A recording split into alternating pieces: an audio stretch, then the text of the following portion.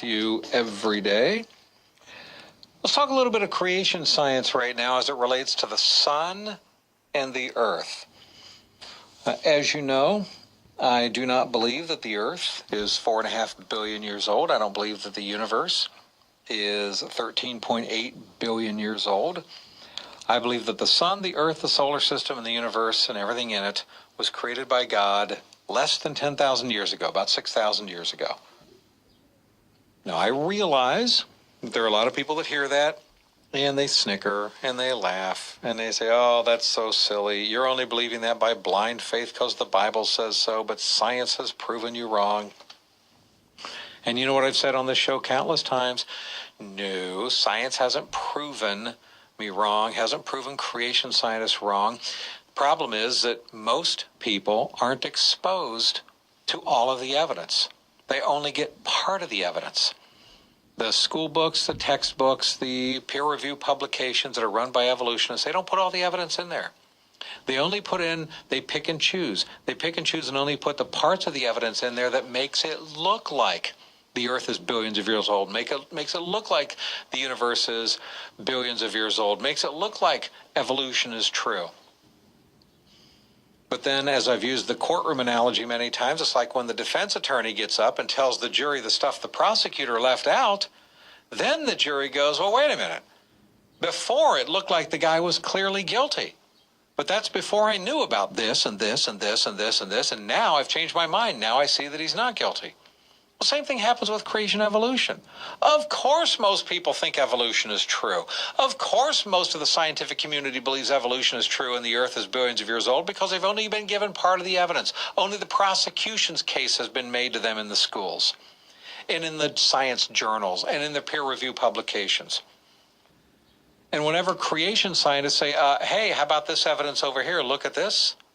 There's an effort to censor that evidence. Don't allow it to be seen. Don't allow it to be read. Don't allow it to be heard. The media doesn't report it. Don't put it in the school textbooks. So a lot of people don't even know about this stuff. But I submit to you folks, if you could actually present both sides equally, let the evolutionists give their best arguments, period, for evolution, as well as their best arguments that the universe and that the earth is billions of years old. I don't want to censor any of that. Let them give their best. And by the way, there are some arguments to suggest that. There really are. Okay? They can be refuted. But all I'm saying is also allow the other side to present their best scientific evidence and arguments so that the people on the jury, that'd be all of us, we can look at it and go, oh, wait a minute here. Why? I didn't know. The evolutionists didn't tell me this. My science teacher didn't tell me about this and about this and about this and about this. And so now, wait a minute, how could this be billions of years old? So you got to wonder, what information are you not being told? Well, that's what I want to talk about right now with something called the faint young sun paradox. Now, as you know, those of you that listen to this show, what I try to do in everything, politics, theology, archaeology, science, what I try to do is take complicated issues and translate it into simple everyday language that's easy to understand. And the faint young sun paradox can be a little bit scientifically confusing, so I'm going to try to simplify it for you in this hour. The faint young sun paradox is one of many evidences that shows that creation scientists are right and the evolutionary scientists are wrong. The earth and the sun can't be billions of years old, thanks to something called the faint young sun paradox. Now, everything that I share with you, everything I share with you when I talk about this, it's not opinion. I'm not giving you my own personal opinions about things. I'm presenting to you documented scientific evidence that creationists and evolutionists are both aware of, but the evolutionists tend to not talk about, and the creationists bring up to say, look at this evidence. Okay? And then, of course, the conclusions that the creation scientists draw. And by the way, I do want to stress to you, I know that whenever I talk about this kind of stuff, a lot of you get out your pencils and paper. Believe me, I get the email from you. And you're like, Bob, don't talk so fast because I'm trying to write down as fast as I can. And I understand that, But I do want to remind everybody, okay, I got all this stuff in my top 10 proof CDs. So if you get the top 10 proof, if you have them already, get them back out and listen to them.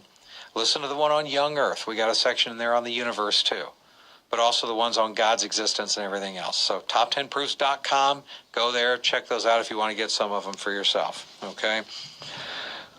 But what is the faint young sun paradox? Well, the reason I got to thinking about this is because the Associated Press and Fox News and some other media have just run a story now about some scientists at NASA. These are solar scientists at NASA's Goddard Space Flight Center, headed by the research scientist Vladimir Aripetian, who now say that they have a theory to explain the faint young sun paradox. So here's what I'm going to do. Before I explain the theory, I have to start by explaining what the paradox is. So let me go through an explanation of that if I could. To do this, I'm going to read to you a paper that Dr. Danny Faulkner wrote. Dr. Danny Faulkner, we've had Dr. Faulkner on the show before. Dr. Faulkner is a creation scientist, and you know how skeptics will claim, well, creation scientists, they're not really scientists, they're fake scientists. All right, that's what we hear, but Dr. Danny Faulkner is a PhD astrophysicist. And we've talked about, and I've shared with you, and we've had PhD astrophysicists on the show before, Dr. Jason Lyle, Dr. Russell Humphreys, and others that are Christians that say the scientific evidence shows the universe is only a few thousand years old. Dr. Faulkner is one of them. He's a PhD astrophysicist with degrees in physics and astronomy, 26-year professor of astrophysics at the University of South Carolina. He's been published in more than 100 peer-reviewed journals on astronomy and astrophysics. And yes, he's a young Earth creationist. One of those non-scientist guys, right? This man is brilliant. So I read his paper on the young faint sun paradox. It's entitled The Young Faint Sun Paradox and the Age of the Solar System. And it gets into some kind of technical stuff. So here's what I'm going to do. I'm going to read to you what he says, and I'm going to stop occasionally and, in essence, translate what he said. Okay? Because I want you to understand exactly what the paradox is. First, let me give you kind of a simplified overview. All right? Both sides, creationists and evolutionists, both sides agree that the sun, because of the fusion in the sun, the thermonuclear fusion in the sun, that the sun is would actually be brightening up for a period and then would start to eventually die out. So before the sun would die out, it would eventually die out, it would eventually lose heat.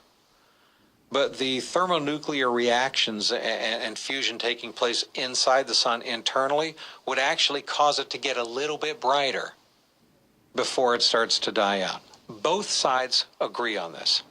What they disagree on is how long ago the sun was formed. Now, the evolutionists say that the sun was formed about 4.5 billion years ago, same time as the solar system. The creationists say the sun was formed about 6,000 years ago. All right, so you have these two differences of opinion. The paradox is this.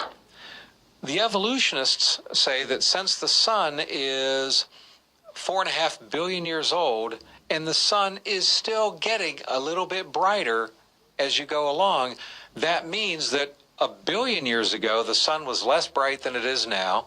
2 billion years ago, it was even less bright. 3 billion years ago, it was less bright. So the point is that 4.5 billion years ago, according to the evolutionists, they admit that the sun would have only been about 70% as bright as it is today.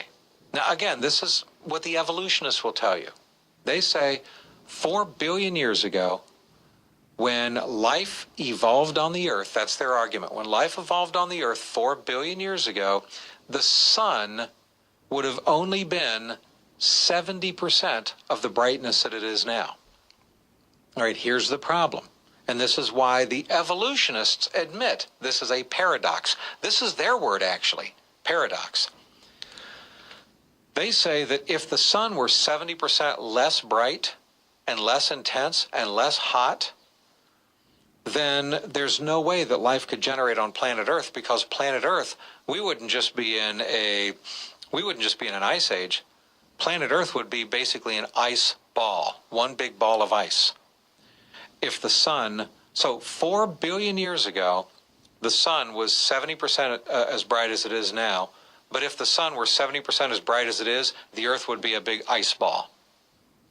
However, for life to generate on the planet and evolve, the temperature of the Earth and the atmosphere of the Earth had to be pretty close to what it is right now. You can't have that much variable. We kind of have a Goldilocks zone here. The Earth's atmosphere is just right. It's not too hot, it's not too cold, the heat that we receive from the Earth. So even the evolutionists admit it would be impossible for life to generate and life to even survive, let alone evolve, on an ice planet, just one big ice rock, 4 billion years ago. Yet that's when life formed. So how did this happen? It's what they call, and they admit it, this is a paradox. We don't understand. We know the Earth is 4.5 billion years old. We know life formed on this planet 4 billion years ago. We know that the sun was 70% as bright back then, and we know that that would just leave the Earth one big ball of ice. So how in the world is it that the Earth was warm and kind of tropical like it is now 4 billion years ago, when the sun was so much less hot that it wouldn't have been able to heat the Earth?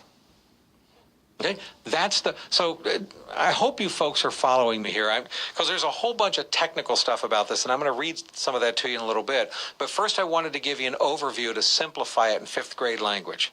This is what evolutionists admit. They use the word paradox themselves. This is a paradox. And so what they do is they try to come up with theories to explain this. One of the common theories they've tried to come up with is, well, maybe the atmosphere of the Earth was different 4 billion years ago. And if the atmospheric content of the Earth was different, maybe life could have developed under a different atmospheric content that could have maybe sustained life in a frozen rock world of ice. But then the atmospheric content gradually changed over the next few billion years as the sun heated up. That's kind of one of their theories they come up with, even though there's no evidence for that. Well, this new news story has presented yet a newer theory that they think explains this paradox. So hang on, I'm going to tell you now what their newest theory is. I'm going to pick that apart, and then I'm going to go back with you and share with you this PhD astrophysicist's explanation of the young faint sun paradox.